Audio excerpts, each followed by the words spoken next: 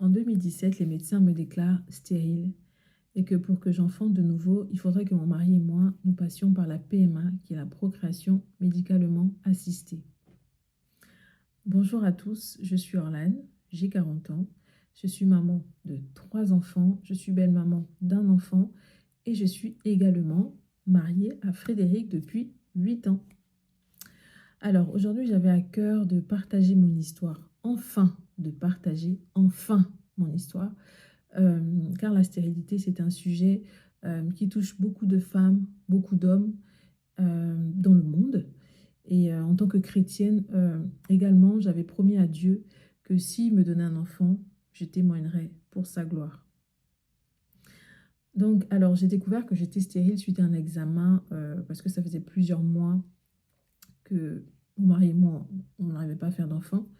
Et dès le départ des essais bébés, je lui disais que c'était bizarre, que je sentais qu'il y avait un truc qui clochait, qui allait pas.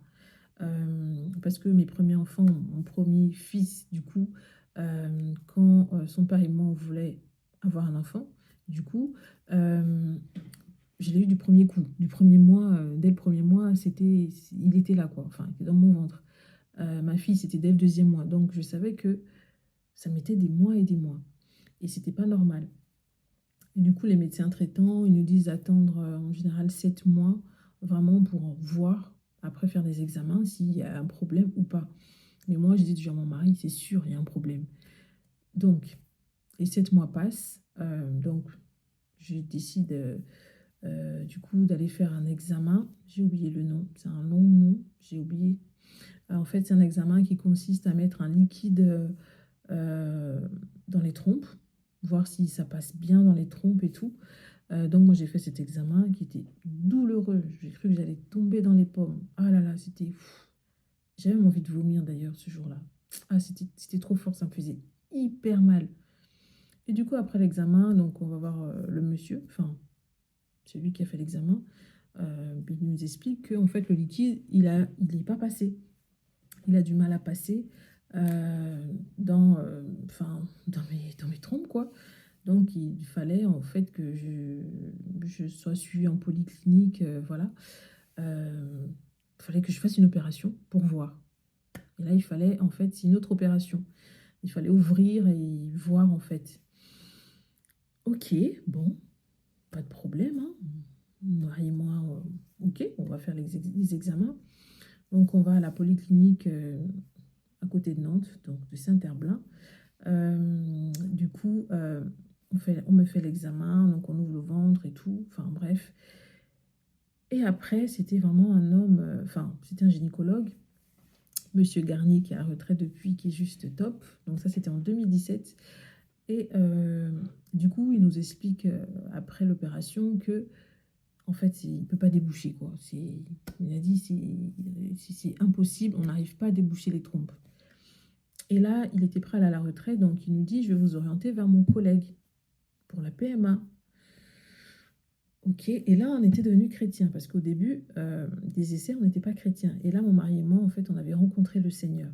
Donc, il nous dit ça comme ça. Euh, donc, il confirme, en fait, que je ne peux pas enfanter, en fait, que, voilà, c'est pas possible, quoi. Euh, ok, bon.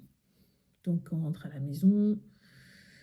Oh là, c'est un choc quand même, parce que nous, on ne connaît pas la PMA, et puis on voit ça qu'à la télé, quoi. Enfin, si j'ai une tante, si elle me voit, coucou, qui a eu sa fille par la PMA, mais je connaissais ça de loin, hein. Personnellement, je ne connais pas, voilà, je ne m'étais jamais vraiment intéressée au sujet, je ne connaissais pas du tout. Donc, en tant que chrétien, on s'est dit, ça c'était nous, on s'est dit, non, on va laisser le temps. Certainement, voilà, Dieu va faire quelque chose, certainement, ça va certainement on va avoir une grossesse miracle, naturelle, quoi. Enfin, une grossesse naturelle, je veux dire. Et Dieu va faire. Donc, on explique ça à mon médecin, au gynécologue, du coup, qu'on peut faire laisser le temps, euh, voilà, et puis laisser le temps, on veut se laisser du temps, quoi. Donc, 2 ans passent, 2 ans, 2, 3 ans passent. toujours pas de bébé. Je retourne un peu en arrière quand même. Donc, on s'est mariés en 2018. Là, on commence à rencontrer le Seigneur quand même. Et du coup, on s'est mariés. Toujours pas d'enfant, bien sûr. Toujours pas d'enfant. Moi, toujours l'envie d'avoir un enfant, mais j'étais à fond et tout. Enfin, je voulais vraiment avoir un enfant et je voulais avoir un garçon. Ah. Donc, on va au voyage de noces et tout. On est à la Venise. Et excusez-moi si je ne regarde pas trop la caméra des fois. Moi, je ne sais pas trop comment ça fonctionne. Mais bon, c'est pas grave. Donc, on arrive à Venise. Et là-bas, du coup, on va dans un magasin de Disney. Donc, il y a des vêtements. Et du coup, j'achète un ensemble de garçons, de petits garçons. Ensuite, j'achète aussi une veste, enfin blanc, non, bleu, blanc, une veste de Venise, là, pareil pour un garçon, pour un petit garçon. Et je disais à mon mari, j'achète ça pour l'enfant qu'on va avoir, quoi. Mais lui, il me prenait pour une folle, parce que il disait rien, mais il me l'a dit il n'y a pas longtemps, hein, que moi, il me prenait pour une folle. Surtout, je lui faisais pitié. Mais j'étais tellement déterminée que j'aurais un enfant et que j'aurais un garçon. Donc, j'ai acheté des habits et c'est quelque chose que j'ai toujours fait. C'est-à-dire que j'avais pas d'enfant, mais j'allais toujours dans les magasins acheter des vêtements d'enfants. Mais chez moi, mon placard était blindé. J'avais pas d'enfant. J'étais stérile, pareil. Mais j'achetais tellement d'habits de garçons. Et des fois, je les sortais de mon placard et j'en avais plein le lit. Ah, mais on me prenait pour une folle. Et je me rappelle une fois, j'étais dans un magasin, j'étais avec ma cousine euh, à Nantes, du coup. Et elle achetait les habits, je crois, pour les neveux, les nièces qui sont en Afrique, du coup. Et moi, je prenais mes habits de garçon, quoi. Enfin, dans mon, voilà, normal, dans mon chariot. Et elle me pose la question, tu prends pour qui? Je dis, ben, je prends pour mon enfant. Elle n'a rien dit. Je pense qu'on me prenait quand même pour une folle, hein. J'étais déterminée. Ensuite, je reviens. Désolée si des fois je vais à gauche, à droite. C'est peut-être aussi un peu ma nature, des fois. Mais bon. Et donc, du coup, on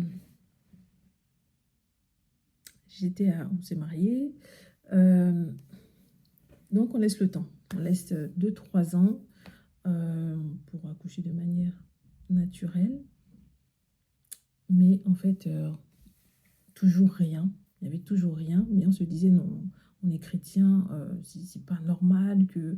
voilà, on se disait, en tout cas, on se parlait que la PMA, enfin, c'est pas Dieu, quoi. C'est plutôt l'homme, c'est plutôt la science. Enfin, non, on était comme ça, hein, franchement. Donc, on disait, c'est pas possible, quoi. Nous, ça va être naturel, Dieu va le faire. Et moi, pendant cette période, je regardais beaucoup de témoignages de femmes que Dieu avait visitées, qui étaient stériles, qu'on avait dit qu'elles étaient stériles, et que Dieu, derrière, il exauçait en fait les prières de ces femmes en donnant un enfant naturel. Et je me rappelle, j'étais derrière mon écran, dans ma maison, je disais à Dieu, Seigneur, c'est comme ça que tu dois me bénir. Seigneur, je veux que tu me bénisses de la même manière que cette femme. Ah, donc c'était ça dans ma tête. Il va le faire de manière naturelle. Donc les années passées, je pense qu'on a fait peut-être 3 ans, hein. Les années sont passées, hein. Mais toujours rien. Et puis un jour, je vois mon médecin traitant, une femme, voilà, que je fais part que voilà, bah, elle était déjà au courant, mais on n'en parlait pas. Et ce jour-là, je sais pas, le sujet arrive et tout, et elle me dit, j'avais 35 ans du coup, et elle me dit, vous savez, la PMA, c'est juste une aide, hein. C'est juste une aide. Et vous avez 35 ans, il faut savoir qu'à 35 ans, les femmes, ça chute, quoi. Enfin, tout ce qui est hormones, enfin, tout ça, ça chute, quoi. Enfin, je ne me rappelle pas les termes exacts, mais ça chute à partir de 35 ans. Et donc, j'ai dit, ok, bon, ça m'a quand même touchée qu'elle m'ait dit ça et tout. Et donc, je suis rentrée à la maison. J'en ai parlé à mon mari, que voilà ce que le médecin a dit, tout ça, tout. Ce jour-là, je crois qu'il n'avait pas dit grand-chose. Je crois qu'il n'avait pas dit grand-chose. dit grand-chose. Si ma mémoire est bonne, il n'avait pas dit grand-chose. Du coup, il avait écouté, en tout cas. Et ensuite, un jour, j'étais en voiture avec mon mari. euh, et je pensais à tout ça, quoi. Je pensais à tout ça. Et là, j'entends la voix du Seigneur qui me dit, c'est pas à toi de me dire comment je dois agir. Donc j'étais en voiture et j'ai entendu, j'ai dit, ah Seigneur, dans mon cœur, hein, j'ai dit, hé Seigneur, si je dis ça à mon mari là, il faut vraiment que tu touches son cœur, hein, parce que lui là, il attend la manière naturelle, quoi. J'ai entendu et j'ai su que c'était Dieu. Donc plus tard, quand le sujet est revenu, du coup, sur la table, euh, avant d'en parler à mon mari, hein, j'ai d'abord dit à Seigneur, Seigneur, touche son cœur, parce qu'elle a, parce que le Seigneur m'avait dit, comme je vous dis, que c'était pas à moi de dire comment il devait agir, si c'est de manière naturelle ou pas du tout. Il m'a fait comprendre que c'était de l'orgueil aussi, de dire non, moi, tu dois le faire comme ça et pas autrement. Donc, mon mari, quand on en parle ce jour-là, donc je lui en parle et je lui dis, ça peut être une forme d'orgueil, de dire à Dieu comment il doit agir. Et tout.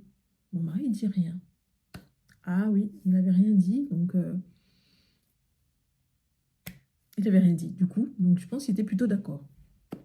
Donc ensuite, on décide ensemble de recontacter la polyclinique. Donc un jour, voilà, j'appelle, je me rappelle très bien, j'étais sur la route, j'étais à pied et tout, donc je décide d'appeler la polyclinique pour reprendre du coup contact pour une PMA. Donc j'appelle la polyclinique et donc j'explique que voilà, on s'était vu il y a plusieurs années, voilà, et aujourd'hui, en fait, on voulait revoir le médecin, en fait, pour une possible PMA, fécondation in vitro. C'est une FIV. Et du coup, donc voilà, elle me donne un rendez-vous plusieurs mois après. Ok. Et dès que je raccroche, du coup, juste quand je raccroche, je suis encore en train de marcher. Et là, dans mon cœur, je commence à chanter la chanson de Dena Moana, Le Saint-Esprit est là, le Saint-Esprit est là. Et là, je m'arrête, j'ai dit, hé Seigneur, pourquoi je chante cette chanson? Juste, mais c'était vraiment la seconde où je raccroche.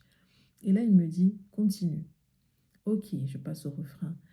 Euh, les maladies s'enfuient, les aveugles voient, les paralytiques sautent de joie, les stériles enfants. Et là, je fais, waouh, Seigneur.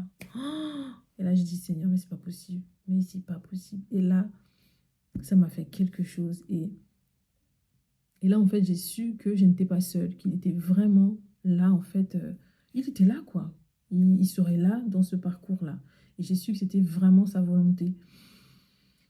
Ok, donc je suis toute contente, j'appelle mon mari et tout, voilà ce qui vient de se passer. Bon, les maris, enfin mon mari en tout cas, ils sont un peu extérieurs à ça, donc c'est pas eux qui portent la stérilité, donc ils savent pas des fois trop quoi dire. Mais bon, voilà, passons. Donc le rendez-vous s'était prévu pour quelques mois plus tard, donc plusieurs mois, parce qu'il y avait l'été qui passait, donc laisse tomber, peut-être 6 mois, entre 4 et 6 mois, je sais plus trop exactement. Parce que c'est un rendez-vous, on doit se revoir pour reparler de ça, et pour faire des examens, voir si tout va bien du côté du papa, tout ça, tout ça. Ok. Une petite anecdote quand même. Je vous parlais des vêtements tout à l'heure, que j'achetais tout le temps des vêtements de petits garçons. Tout le temps. Dans ma tête, je devais avoir un garçon. Mais ça, c'est depuis 2017 hein, que je savais que je devais avoir un garçon. Et donc, voilà. Donc là, c'était en 2020. Donc je vous raconte une anecdote du coup, pendant le Covid. Donc pendant le Covid, j'étais avec ma fille à l'époque, elle avait Covid, 12 ans. Elle avait, qu'est-ce que je dis? Elle est née en 2000, elle avait 8 ans. Oui, elle avait 8 ans et c'était le soir. Donc je lui dis, et Il faut savoir que chez moi, j'ai toujours parlé aussi des 7 enfants que je n'avais pas encore, à mes autres enfants, même à mon beau-fils. Du coup, que voilà, vous aurez un petit frère. Ils le savaient. Et donc, je disais, même quand ils priaient, priez pour votre petit frère, priez que Dieu entende nos prières et tout. Et donc, il existait, mais il n'était pas là. En fait, il n'était pas encore sur terre. Et donc, un soir, c'était l'heure d'aller faire dodo. En tout cas pour ma fille. Donc, je lui dis, écoute, bah, ça va être l'heure d'aller faire dodo. Voilà, il est tard, quoi. Et là, avant de dormir, on s'est dirigé vers la chambre. Elle me dit, elle me demande, mais maman, comment il va s'appeler comment il va s'appeler, ce sera quoi son prénom à l'enfant, le petit frère. Et là, je lui dis vraiment, vraiment, j'ai pas réfléchi. C'était un truc. J'ai dit, je réponds rapide pour qu'elle aille juste dormir. J'ai dit, Dieu va nous le dire. Et j'ai pas pensé ce que j'ai dit vraiment sur le coup. C'était vraiment pour vite, vite, tu vas dormir. Donc, moi, je zappe, hein, parce que je pensais pas à ce que je disais. Et donc, je vais dormir. Et il était, je pense, vers... c'était tôt, en tout cas, très tôt le matin. Moi, j'aurais dit vers les 5, 6 heures, par là. C'était vraiment très, très tôt. Et là, je dors. Normal. J'entends à mon oreille quelqu'un qui chuchote. Et j'entends à mon oreille Jérémie, mais une voix tellement douce. Oh non, mais une voix douce. Je dis bien une voix douce. Et il me dit Jérémie. Il me dit ça une fois. Moi, je dors. Et je me rends compte que quelqu'un me parle. Et donc, en moi-même, je me dis, Orlan, Dieu est en train de te parler, il faut que tu te réveilles. Donc, je commence à revenir à moi, donc à me réveiller. Et il me redit encore une deuxième fois, Jérémie, mais vraiment à mon oreille gauche, mais tout bas, mais on entend quoi? Et là, je me réveille. Je dis, Seigneur, c'est toi? Là, je me réveille. Je me mets à pleurer, je me mets à genoux. Seigneur, oh là là, toutes mes larmes, mais laisse tomber. Mais j'ai pleuré, je dis waouh, je n'avais jamais vécu ça. Entendre la voix de Dieu comme ça, c'était la première fois que je l'entendais. C'est Dieu ou mon nom, je ne sais même pas. En tout cas, c'était la première fois que ça m'arrivait. Je me suis mise à pleurer, à être à genoux. Mon mari se réveille, il me dit à quoi? Je lui ai dit, mais j'explique ce que j'ai vécu. Et je continue à pleurer. Mais le pauvre, il ne sait même pas quoi dire. Je lui ai dit, il ne savait pas quoi dire. Il me croyait, hein, mais il ne savait pas quoi dire. Et j'étais là, la journée est passée, enfin, le jour est arrivé, j'en ai parlé aux enfants, j'ai dit à ma fille, tu te rappelles, hier t'as dit ça, ça, et regarde ce qui m'est arrivé ce matin. Dieu m'a parlé, il va s'appeler Jérémie, donc c'est bien un garçon. Oh là là là là. Et donc, on savait, moi en tout cas, je savais que c'était un garçon. Ça devait être un garçon. Ça, c'était en 2020. J'étais déclarée stérile en 2017. Donc ça, c'était début 2020, Covid. Et donc, du coup, j'étais là, je priais. Et pendant cette période, en fait, il faut quand même le dire, cette période de, pour moi, je ne sais pas si on peut appeler ça un désert, mais pendant cette période, euh, j'ai beaucoup adoré Dieu. J'ai pleuré, hein, mais j'ai plus adoré Dieu que pleuré. J'aimais bien me retrouver à la maison quand il n'y avait personne. Je mettais l'adoration. J'étais là à genoux. J'étais là, je louais Dieu. J'étais joyeuse. J'étais heureuse parce que je savais qu'il allait le faire. Et déjà, je le faisais même pas parce que je savais qu'il allait le faire. C'est parce que je le trouvais tellement beau. Enfin, c'est que j'adorais tellement Dieu, sa personne. J'étais là. Et je savais en fait que, excusez-moi, il y a des gens qui passent à côté. S'il y a un petit bruit, c'est normal. Si vous entendez des voix, mais bon. Et en fait, je l'adorais, je me mettais à genoux, je pleurais, j'étais à ses pieds, j'ai passé du temps dans la présence de Dieu. Waouh! Pas pour me plaindre, non, pas pour me plaindre, mais pour l'adorer, dire comme il était bon, comme il était parfait. Ah, j'en ai eu quelques larmes, mais c'était souvent des larmes d'adoration, tellement il était beau, tellement c'est un Dieu qu'on ne peut pas comparer. Je ne pense pas, non, je ne pense pas. Enfin bref, j'étais en de l'adoration. Bref. Donc cette période, j'ai beaucoup, beaucoup adoré le Seigneur, mais énormément. Et c'était une période merveilleuse en fait, vraiment merveilleuse. Et alors, donc les mois passent, toujours pas de bébé. Le rendez-vous, j'avoue que je l'avais déjà oublié parce qu'il était donc plusieurs mois après. Donc, je l'avais déjà oublié. Et du coup, c'était un soir. Ça, c'est une autre histoire encore, une autre anecdote, parce que j'en ai vécu tellement pendant cette période. C'était un soir, une nuit. Donc, c'était encore vers le matin. En général, ça se passe souvent vers le matin, 5-6 heures. Voilà. Donc, je dors. Et là, je fais un songe où j'arrive devant un immeuble. Je monte dans l'ascenseur, je me vois appuyer le deuxième étage. Je sors de l'ascenseur. Je vois un monsieur habillé en blanc. Je vois un monsieur habillé en blanc. Il faisait du ménage. Je crois qu'il faisait... Oui, pour moi, il faisait du ménage devant l'ascenseur. Donc, je lui dis bonjour et je continue ma route. Donc, quand je viens par là, l'ascenseur est là, lui, il est là. Donc, on fait l'ascenseur et moi, je prenais le couloir qui était là, donc perpendiculaire. Donc, je commence à prendre mon couloir perpendiculaire. Et là, le monsieur, il me dit, Madame, vous avez oublié quelque chose. Et je ne sais pas comment il sait que je doute, parce qu'on n'est pas dans le même couloir de base. Il me dit, oui, vous avez oublié quelque chose. J'ai fait une grimace, genre, ben non, j'ai rien oublié. Il me dit, si, vous avez oublié quelque chose. Ici, sur le banc, vous avez oublié quelque chose. Ah, moi, je dis, là, je ne comprends pas trop. Donc, je commence à faire demi-tour, parce que le monsieur dit que j'ai oublié quelque chose. Là, il me montre un papier qui ressemble à une échographie. Pour moi, c'est ça, qui ressemble à une échographie noire et blanc, en tout cas. Et il s'approche de moi. Au fur et à mesure qu'il s'approche de moi, je le vois, il prend de plus en plus de place, quoi. C'est-à-dire que je le vois, sa présence, elle est de plus en plus... comment expliquer comment dire bon, il se rapproche, quoi. Il prend plus de place, c'est-à-dire elle est plus... Comme si elle s'imposait, quoi. Je ne sais pas comment expliquer. Enfin, bref. Il se rapproche de plus en plus de moi. Et là, il me dit, oui, madame, vous avez oublié un embryon là. Je me dis, mais de quoi il me parle? Parce que je ne comprenais rien. Il me dit un embryon, vous avez oublié un embryon ici. Donc, je ne comprends pas. Et il se rapproche de moi, un peu beaucoup de moi. Et là, il commence à prier pour moi. Il prie, il prie, il prie, il prie. Et là, je me réveille. Bam. Je me dis, Seigneur, c'est quoi qui vient de se passer? Je sais que ce n'est pas un rêve normal. J'ai dit non, c'est quoi ce qui vient de se passer? C'était troublant. Et je savais qu'il y avait un truc. Mais je ne savais pas quoi. Et donc, je suis là. J'ai dit, mais je ne comprenais pas le rêve. J'essaie de comprendre. Mon mari encore pareil. Il ne comprend pas. Moi, je suis en train de pleurer. Il ne comprend pas pourquoi je pleure. Mais j'ai dit, mais non, mais Dieu m'a visité. Parce que pour moi, après coup, je me suis dit que ça y est, je suis enceinte. Qu'il m'avait visité et j'étais enceinte. Puis il y avait un truc que je ne comprenais pas. C'était pourquoi un embryon? J'ai dit, mais pourquoi il dit un embryon? Parce que je ne comprenais pas. Je ne comprenais rien quand même. Je dis, mais pourquoi un embryon?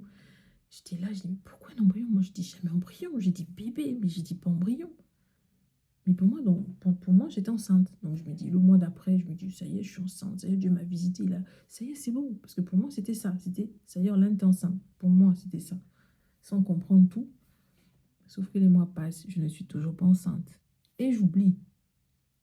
Ensuite, arrive le rendez-vous plusieurs mois après. Arrive le rendez-vous à la polyclinique. Donc, on nous explique, voilà, on nous explique en fait tout le protocole.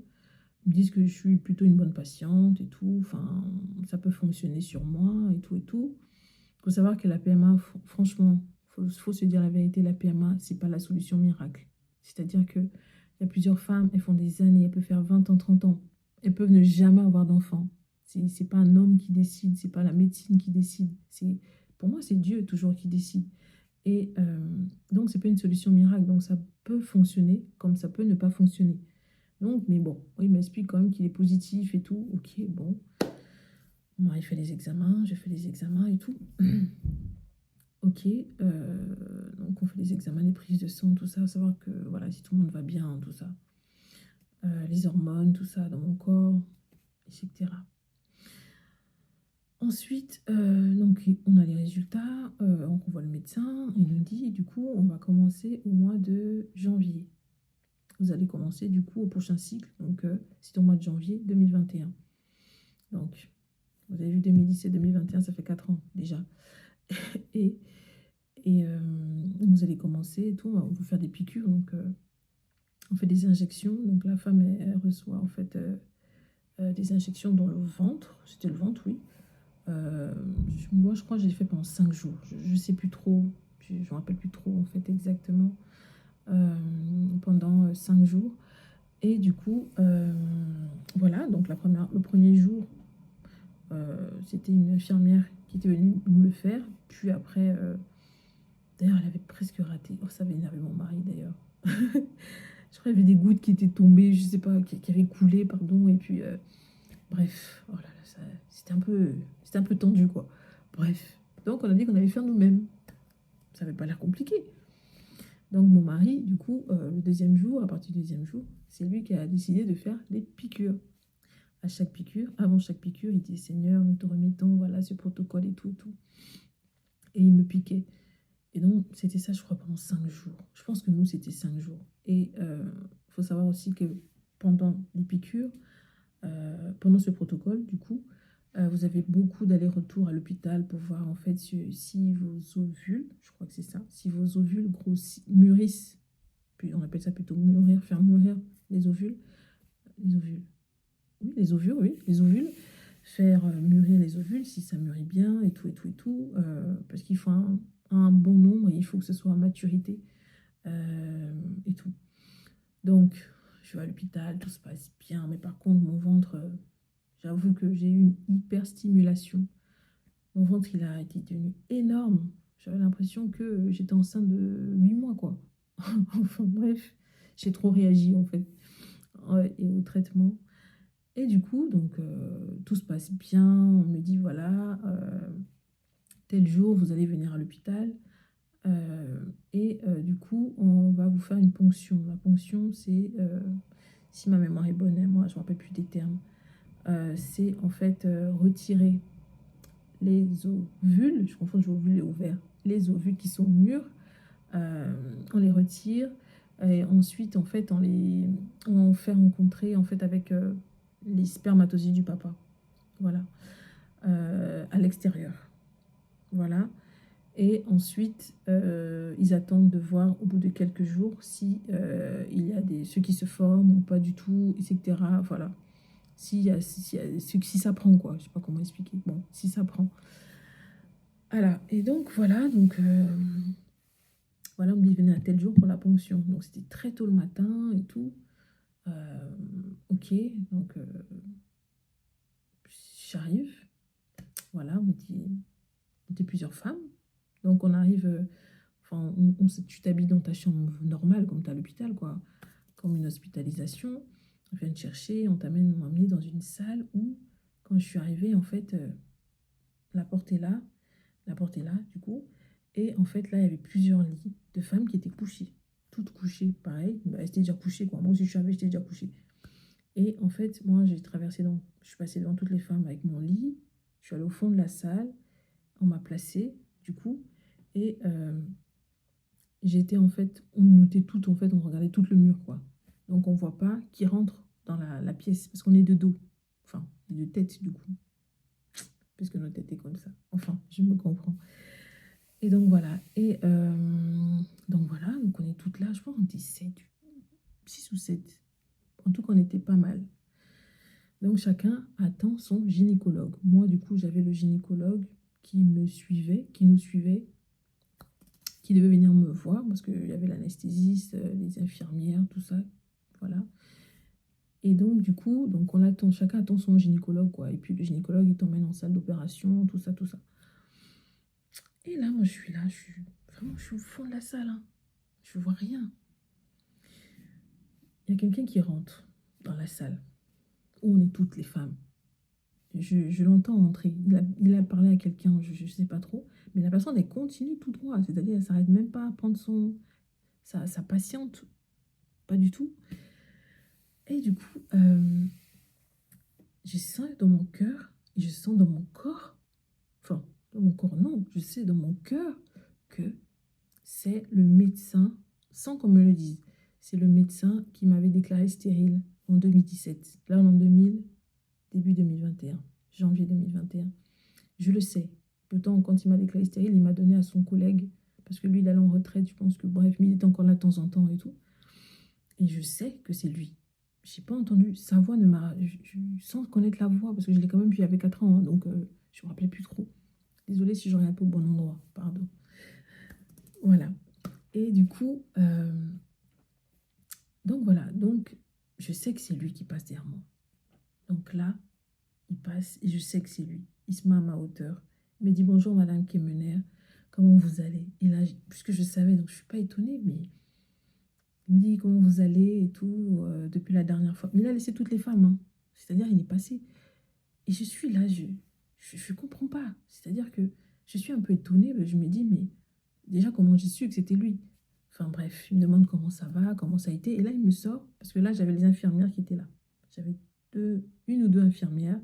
Il y avait l'anesthésiste aussi qui était là. Mon gynécologue n'était pas encore là, donc lui, il était là, mon ancien gynécologue, du coup, qui me parle. Il me dit, ça va aller, ça va marcher, ça va marcher. Et là, il me sort, est-ce que je peux prier pour vous? Moi, je comprends rien dans ma tête, ça va pas. Je me dis, mais il y a un problème. Je lui dis oui, bien sûr, je lui dis oui. J'ai dit oui, oui. Je suis chrétienne quand même. J'ai dit oui. Mais dans ma tête, je lui dis, mais qu'est-ce qui se passe? Un médecin, parce que en France, parce que voilà quand même, qui me demande s'il peut prier pour moi. Déjà là, dans ma tête, je suis plus là. Je comprends pas, je suis perdue, je comprends pas. Et là, j'étais accompagnée d'infirmières, eux, ils n'ont rien dit. Ils étaient silencieux. Et là, il met sa main sur mon ventre. Il disait, il y avait pas de son en fait qui sortait de sa bouche. Et là, et puis après, il dit, ça va marcher, ça va marcher. Il dit, attendez, j'ai repris encore pour vous. Et là, il remet encore sa main sur mon ventre. Et voilà. Après, il me dit, bonne journée, Madame Kemener, ou un truc comme ça. Mais moi, j'étais plus là. Parce que je disais à Dieu dans ma tête, Seigneur, ça veut dire quoi? Je suis où là? Je comprends rien. Et les gens autour, ils disaient rien. Je disais, mais je suis dans une autre dimension. Mais c'est quoi ce truc? Il s'en va. Mon médecin arrive. On m'emmène au bloc. Donc au bloc, il faut qu'on me fasse dormir. Mais je ne suis même plus là. Donc j'allais à la salle, je crois, elle était froide, mais j'étais même plus là. J'étais tellement dans je ne comprenais pas. L'opération se passe. Je me réveille en salle de réveil. Et tout de suite, je me rappelle, j'ai dit, mais Seigneur, et je parle à Dieu, je dis, Seigneur, c'était quoi ça? Parce que je ne comprends toujours pas là. C'était quoi ce qui vient de se passer, enfin, qui s'est passé avant mon opération? Il y a un truc, ça veut dire quoi? Je suis là, je me pose trop de questions. Enfin, normal. Donc, je vais en salle et tout. Enfin, en chambre, pardon. Donc, je vais en chambre. Et là, le Seigneur me dit, Orlane, tu te rappelles la fois où tu as rêvé? Que tu t'es arrivé dans un endroit, tu avais appuyé, enfin, où il y avait un monsieur qui avait prié pour toi. Il me dit, mais c'était aujourd'hui que c'est ce monsieur-là qui a prié pour toi. Et là, il commence, et là, je dis, oh, mais Seigneur, mais c'est trop vrai. Et là, je dis, mais... Et le monsieur est en blanc, et le docteur est en blanc. Et là, je fais, waouh. Et là, je dis, mais Seigneur, mais je commence à pleurer, comme d'habitude. Je commence à pleurer, mais Seigneur, c'est pas vrai, mais Seigneur. Et le truc, c'est que, du coup, mon fils, c'est un garçon, du coup, je l'ai dit. Et du coup, en fait, j'ai perdu, j'ai parti dans d'autres histoires. Et, euh, et du coup, quand mon enfant, quand ils ont fait, quand ils me l'ont mis dans le ventre au 5e jour, il était en mode, je ne sais pas si on dit était en mode. En fait, quand il te remet dans le ventre, enfin, il y a le spermatozoïde du papa, il y a l'ovule de la maman. Donc les deux, ça forme un embryon. Et du coup, l'embryon, ils l'ont mis en fait au stade du 5e jour. Enfin, le bébé, on l'a mis au stade du 5e jour et on appelle ça un embryon. Et du coup, j'ai compris quand Dieu m'a dit que c'était le rêve en question, pourquoi le monsieur avait dit embryon. Puisque là, je vivais la chose et je devais avoir un embryon quelques jours après, 5 jours après. Et là, j'ai pleuré, mais j'ai pleuré. Oh, j'ai dit, mais Seigneur, mais c'est pas possible, mais c'est pas possible. Oh non, mais Dieu m'a fait vraiment des... J'ai vécu des choses extraordinaires, mais des choses extraordinaires pendant cette période. Et donc, j'ai su que ce serait, en fait, que je savais que Dieu était là. Et c'est vrai que si on était resté buté, parce que parce qu'il y a peut-être des gens qui vont se dire, mais non, la PMA, c'est pas Dieu. Mais si, c'est Dieu. En fait, quand tu es malade, tu vas chez le médecin. Il te donne des comprimés. Enfin, comprimés, pas forcément, mais il te donne un traitement. Le traitement, tu le prends. Ben, c'est qui te guérit? Mais c'est Dieu qui guérit. Donc, si je veux dire par là que ça pas, c'est pas la main de l'homme. C'est pas la main de l'homme, du coup, qui guérit ou quoi que ce soit. C'est Dieu qui permet les choses.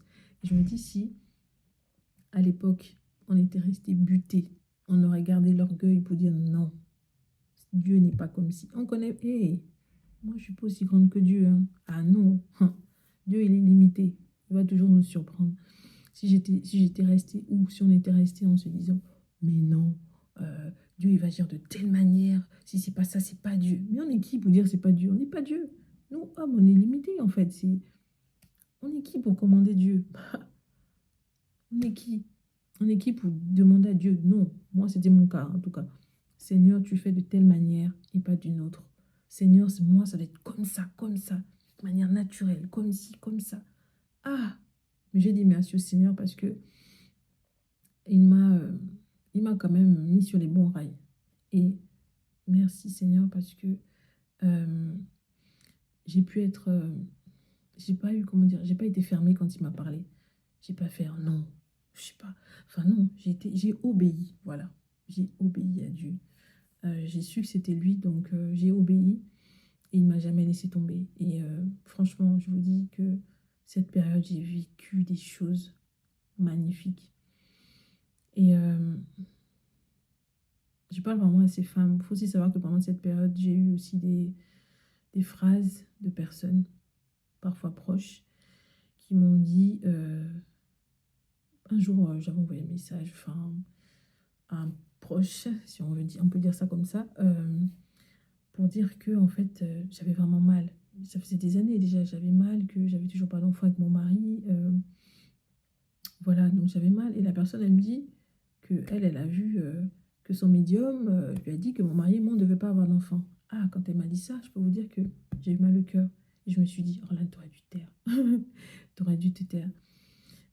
Mais ça ne m'a pas enlevé ma foi. Ah non, justement, je me suis dit, Dieu va le faire, vous allez voir.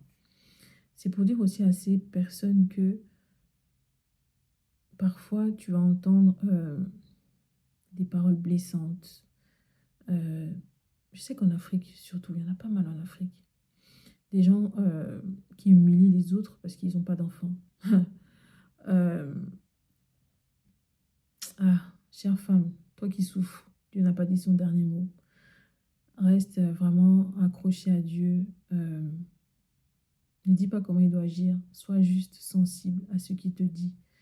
Ne sois pas orgueilleux, ne sois pas orgueilleuse. Sois folle. Folle de la foi. Sois folle. Folle de la foi. En tout cas, sois folle de Jésus, quoi. Ou fou de Jésus. Garde la foi. Garde la foi.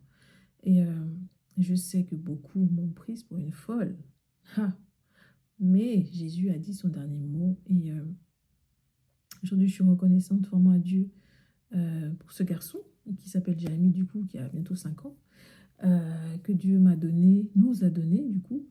Euh, donc des fois, je le regarde et je parle à Dieu et je dis, Seigneur, je me rappelle, je n'oublie pas les moments par lesquels je suis passée, les moments où j'ai pleuré. Tu as été là, quoi, tu l'as fait. Ah, d'ailleurs, j'avais aussi oublié, c'est que pendant cette période, il y avait une chanson qui revenait toujours dans mon cœur. C'était toujours Dieu est capable de faire tout ce qu'il dit, il fera. Et c'était une chanson qui m'accompagnait tout le long, dans les joies, dans les pleurs. Cette chanson était toujours là.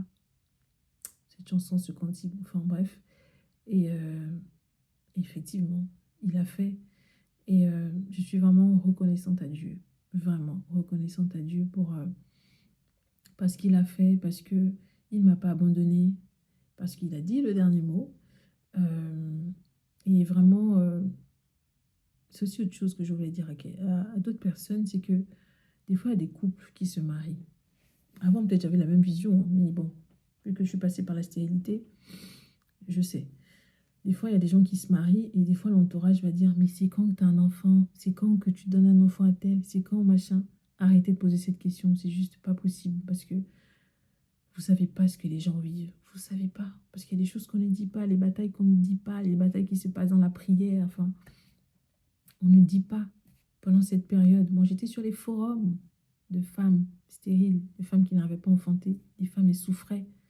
Les Noëls, mais les pauvres, dès que c'était Noël, ben, elles pleuraient parce qu'elles n'avaient pas d'enfants. Dès qu'elles entendaient une annonce de leur copine, de leur proche qui était enceinte, elles pleuraient, elles étaient aigries. Elles disaient pourquoi les autres, pourquoi pas elles. Mais elles souffraient. Il y en a beaucoup qui souffrent en silence. Pitié. Arrêtez, vraiment, de tout cœur.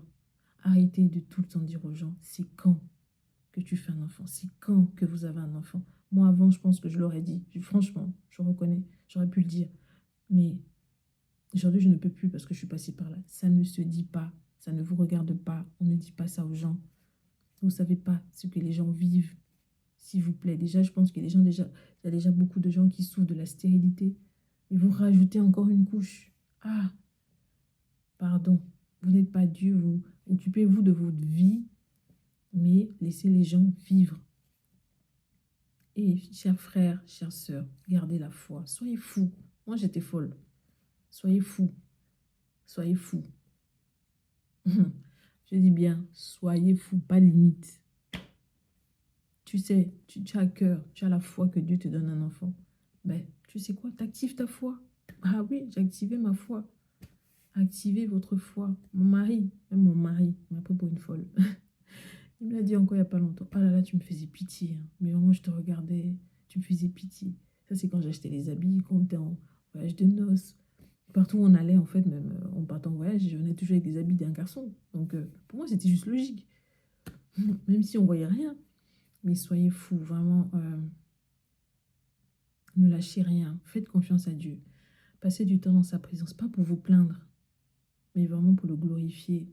Vraiment pour dire combien il est beau, combien il est magnifique, combien sa présence est 1000 fois qu'une autre. Si vous voulez pleurer, pleurez dans sa présence. Pleurez pas pour un homme. Pas pour un homme, non, c'est pas ce que je veux dire. Mais ne pleurez pas chez un homme, ou en tout cas chez un homme ou chez une femme. Hein. Parce qu'ils ne vous comprennent même pas, parce qu'il n'y a que Dieu qui peut comprendre. Et de peur que vous receviez en fait des paroles qui vous blessent, qui vous fassent tomber, qui vous rendent triste. Mais faites confiance à Dieu. Croyez que cet enfant existe et que Dieu le fera. Vraiment, Dieu le fera. Vraiment. Mon enfant, il est né du coup en 2021, soit soit 4 ans. 4 ans. Donc fin 2021 du coup. Soit 4 ans après qu'on m'ait dit que j'étais stérile. Donc je sais qu'il y a des femmes où ça met plus de temps. C'est Dieu qui décide. C'est Dieu qui décide. Mais attention, il ne faut pas dire à Dieu, je veux que ce soit comme ça ou comme ci. Ah non, pas forcément. Juste lui faire confiance et être sensible aussi. Être sensible à ce qu'il dit, à ce que... Voilà. Obéir aussi, parce que ça peut aussi être... non, en tout cas, soyez sensible à Dieu. Et surtout, ne soyez pas orgueilleux, comme on l'a fait. Et ne dites pas, non, moi, je ne fais pas ça. Non, moi, je ne fais pas ci. Non, moi, je ne veux pas comme ci. Moi, je ne veux pas comme ça. Et c'est Dieu qui gère. C'est Dieu qui gère. Et on n'est pas Dieu. On ne prend pas sa place. Donc, on laisse Dieu faire. On l'écoute et on obéit. Et je suis sûre qu'il le fera. Et voilà, je crois que j'ai terminé. J'ai fait 43 minutes quand même. Donc, j'ai terminé. Ah, quand même. C'est important de le dire quand même. Donc, ça fait... Donc, mon fils est né il y a 4 ans, un peu plus de 4 ans maintenant. Et comme je disais au début, j'avais promis à Dieu de lui faire un témoignage. De mettre sur YouTube, parce que moi, je regardais beaucoup les témoignages. Ça me donnait encore plus de foi, en tout cas. Et du coup, j'avais promis de témoigner aussi à mon tour pour ces femmes, pour ces hommes qui passent par la stérilité, pour qu'elles soient aussi fortifiées comme moi je l'ai été.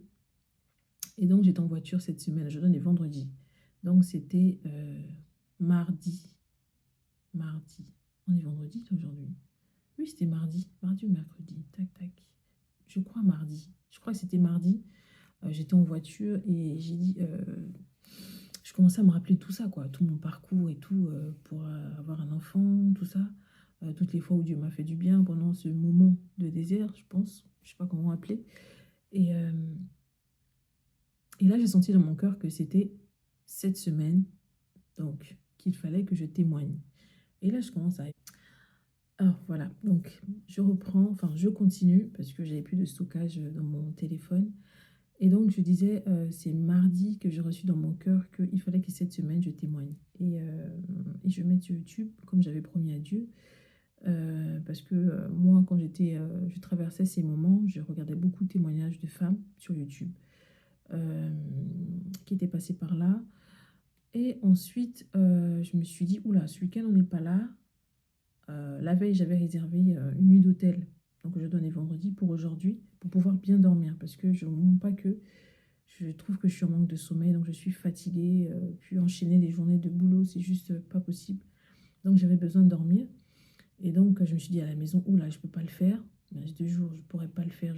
Enfin, pas que je serais fatiguée, mais il y a trop de bruit. Donc, je dis, ah, je vais le faire vendredi. Et donc, je suis là, donc je continue à me commémorer ce passage, on va dire, de désert, où je rends encore grâce à Dieu, tout ça. Et là, je sens qu'il veut me faire continuer à me rappeler, à me rappeler. Et ça vient, hein, ça vient. Donc, je continue à me rappeler. Et puis là, d'un coup, je me rappelle qu'en fait, mais vendredi, je dors dans un hôtel. Mais attention, l'histoire de l'hôtel, c'est que où je suis, en fait, c'est l'hôtel Sozo. Donc, c'est Sozo. C'était une ancienne église, du coup, qu'ils ont baptisée en hôtel. Et donc, je me suis dit, ben ouais, Seigneur, mais c'est trop beau et tout. Ça y est, la boucle est bouclée. Je vais pouvoir témoigner en fait dans une ancienne église. Donc c'est super. Donc, vous voyez je sais pas si on appelle ça les voûtes derrière là. Enfin, je suis vraiment dans une église quoi. Et voilà. Et donc je continue à parler, enfin à parler, à me commémorer en tout cas. Euh, et là, il me fait, plus je parle, plus je sens que je viens quelque part quoi. Ça vient quelque part. Et, et là, je me rappelle que quand j'ai réservé la chambre que j'ai choisie, euh, en fait, chaque chambre a, comment dire, un titre et un sous-titre. Bon, un sous-titre, enfin, une phrase quoi, en gros. Et la mienne, que j'ai choisie, donc là, je me rends compte de ça quand je me commémore tout, je me rappelle d'un coup que, mais en fait, la chambre où je dors ce soir, où je vais dormir ce soir, elle s'appelle la chambre Dieu a exaucé tes prières. Donc là, je suis dans la chambre Dieu, non, pas tes prières, a exaucé ton vœu. Dieu a exaucé ton vœu. Et j'ai dit, waouh, mais Seigneur, c'est trop grand, c'est trop beau. Effectivement, aujourd'hui, je vous annonce que Dieu a exaucé mon vœu. Mon vœu euh, où j'espérais même plus. Bah, si, j'espérais, mais, enfin, humainement, j'espérais même plus, mais j'avais la foi. J'ai toujours eu la foi, mais Dieu l'a fait. Et aujourd'hui, je suis là pour témoigner que Dieu l'a fait et Dieu a exaucé cette prière. Euh, cette prière, quoi. Et je suis vraiment heureuse que Dieu il ait fait ça pour nous. Et je voulais finir ma vidéo, j'espère que ça n'a pas coupé encore, par une prière, recommander en fait tous ces hommes, toutes ces femmes qui traversent en fait des moments compliqués, enfin ces moments en fait de stérilité, que Dieu puisse les visiter et que Dieu puisse donner encore, puisse les fortifier. Seigneur Père, encore, je te rends toute la gloire ce soir. Merci Seigneur parce que tu es un Dieu qu'on ne peut pas imiter. Tu es le Dieu le plus précieux, le Dieu le plus beau. Seigneur, ce soir, je viens prier pour toutes ces personnes qui souffrent de stérilité, toutes ces personnes qui pleurent dans le secret, toutes ces personnes qui crient à toi, Seigneur, qui t'appellent, qui te cherchent pour que tu puisses leur donner, Seigneur, un enfant, des enfants. Seigneur, je prie comme tu l'as fait pour moi, comme tu l'as fait pour d'autres, que tu puisses les toucher où ils se trouvent, que tu puisses faire, Seigneur, mieux que ce qu'ils imaginaient. Seigneur, tu es le Dieu de l'impossible, tu es le Dieu qui ne change pas. Tu es le Dieu, Père, quand tu le dis, tu le fais. Seigneur, que tu donnes encore la foi, Seigneur, à ces hommes, à ces femmes. Seigneur Jésus, que tu puisses encore, oh Dieu, fortifier, Seigneur, ces personnes, Seigneur Père, que tu les relèves. Seigneur, que tu les relèves. Seigneur, que tu dises le dernier mot. Seigneur, que c'est toi qui dises le dernier mot. Seigneur, merci pour la joie, Seigneur. La joie dans les cœurs. Je me réjouis déjà d'avance pour toutes ces personnes qui vont en fait être dans la joie parce que, Père, tu l'auras fait. Tu l'auras fait, Seigneur. Père, je te rends vraiment toute la gloire. Je te bénis, Seigneur. Je te bénis parce que tu es un Dieu plein de compassion. Tu es un Dieu plein d'amour, Seigneur Jésus-Christ. Seigneur, merci. Merci, Seigneur, parce que tu nous aimes et parce que tu aimes ton peuple, tu aimes tes enfants. Je te rends toute la gloire dans le nom de Jésus. Amen. Amen.